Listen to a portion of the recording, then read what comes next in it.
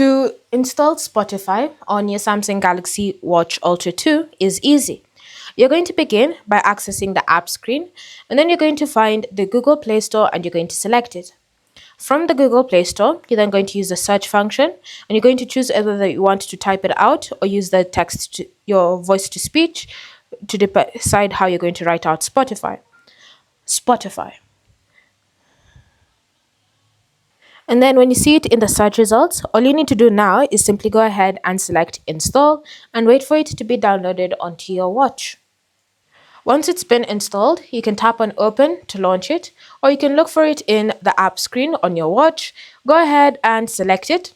And then from here, you just need to log into your Spotify account on the phone itself, and you should be able to now use it on the watch as well. Thanks for watching. If you have any questions or comments, leave them down below, and I'll see you in the next video.